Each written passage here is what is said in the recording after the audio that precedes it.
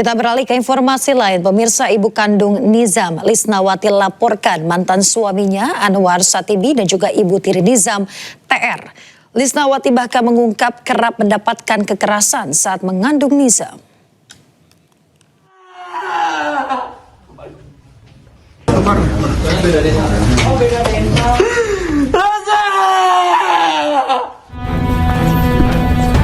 Sambil meneteskan air mata, Lisnawati mengaku sudah 4 tahun tidak bisa bertemu Nizam karena dibatasi mantan suaminya. Hingga ia baru bisa bertemu saat Nizam, anak kandungnya, sudah tak bernyawa. Didampingi tim kuasa hukumnya, Lisnawati, ibu kandung Nizam Syafei, melaporkan mantan suaminya Anwar Satibi atas dugaan penelantaran korban. Ia juga mengaku selama menjalani rumah tangga dengan mantan suaminya mendapatkan perlakuan KDRT bahkan selama mengandung Nizam. Sering dipukul, sering dijambak gitu. Termasuk sama almarhum tidak Bu waktu itu? Enggak, kan masih bayi juga. Masih bayi. Waktu dalam kandungan juga, udahlah kamu meninggal sama anak saya, bari bawa motornya diabrut-abrutin gitu. Kuasa hukum Lisnawati menyebut Lisnawati kerap mendapat tekanan mental hingga trauma. Dan seperti apa KDRT-nya yang rambutnya diapain? Dipotong pakai golok. Dipotong pakai golok? Dipotong pakai golok. Iya, rambutnya dipotong pakai golok, terus yang lain-lainnya lah, kan hal-hal yang lain-lainnya. Artinya bahwa akhirnya klien kami menderita trauma. Tak hanya mantan suaminya Anwar Satibi yang dilaporkan, Lisnawati juga melaporkan ibu tiri korban atas dugaan pembunuhan berencana. Ahli psikologi forensik Reza Indragiri mengingatkan polisi, jika unsur terpenuhi, jangan segan menerapkan pasal pembunuhan berencana. Ingin mendapatkan harta? Ingin menguasai cinta dari suami? Atau apa? Kalau target, insentif, sumber daya, dan resiko dipastikan tersedia di kepala si pelaku, maka sekali lagi, kepolisian jangan ragu-ragu menggunakan pasal pembunuhan berencana terhadap pelaku. Hingga kini polisi belum menetapkan tersangka meski status kasus sudah naik tahap penyidikan. Dari Sukabumi, Jawa Barat, Budi Setiawan, iNews melaporkan.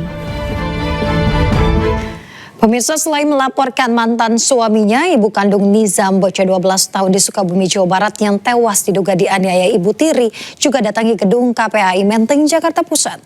Lisnawati meminta KPAI investigasi untuk usus kasus tersebut.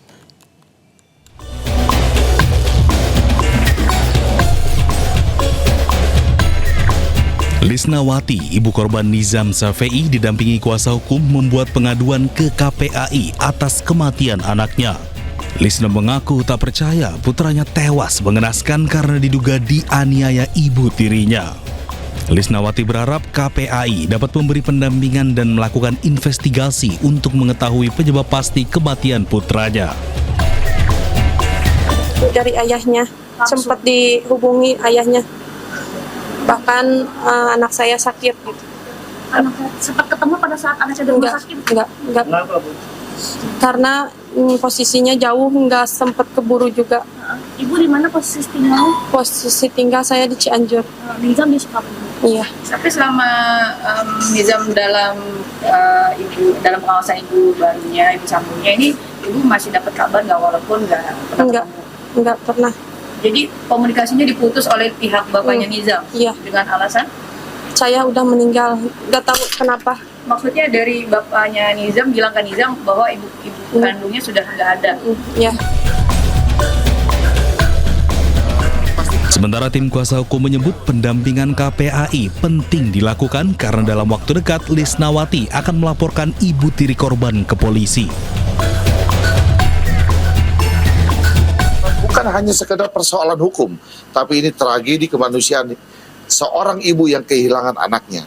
Makanya kita melaporkan hari ini ke KPI untuk minta pendampingan, karena kita akan resmi melaporkan sebagai korban kepada Polres dalam 1-2 hari ini. Kenapa kita laporkan? Karena banyak kita duga, patut kita duga, ini banyak yang terlibat di dalam kematiannya Nizam sendiri.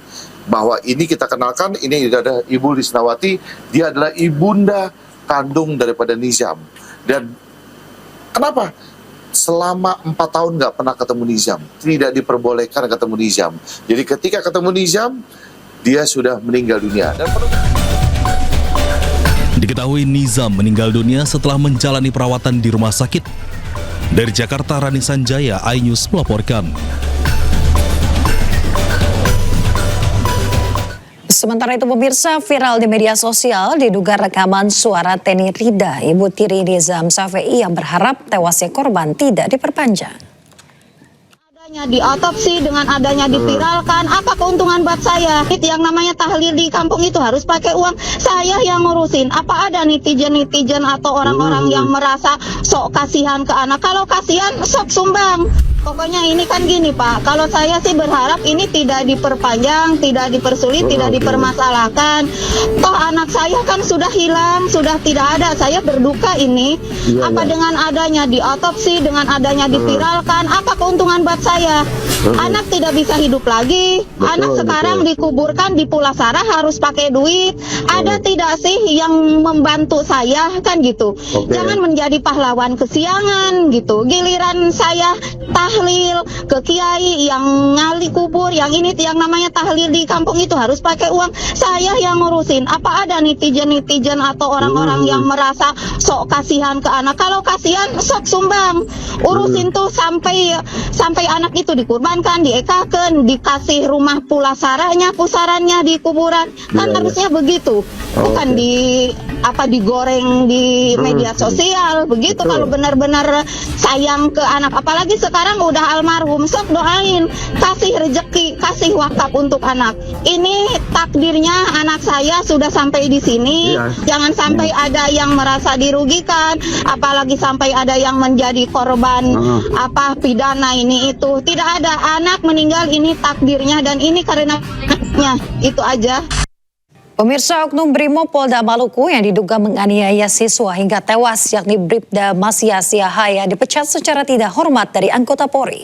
Pemecatan dilakukan usai sidang kode etik selama lebih dari 12 jam.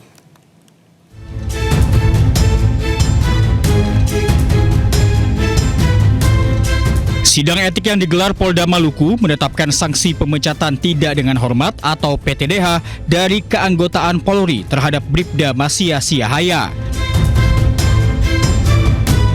Sidang yang berlangsung secara maraton selama 12 jam hingga Selasa subuh ini menghadirkan 14 saksi, baik dari anggota polisi maupun warga sipil di sekitar lokasi kejadian.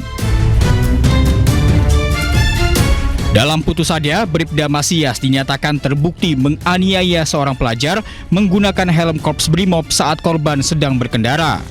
Bahkan kakak korban yang berkendara di belakangnya juga terjatuh dan mengalami patah tulang. Komisi Kode Etik Polri menjatuhkan putusan berupa 1. Perilaku pelanggar dinyatakan sebagai perbuatan tercela. 2. Penempatan pada tempat khusus selama 4 hari.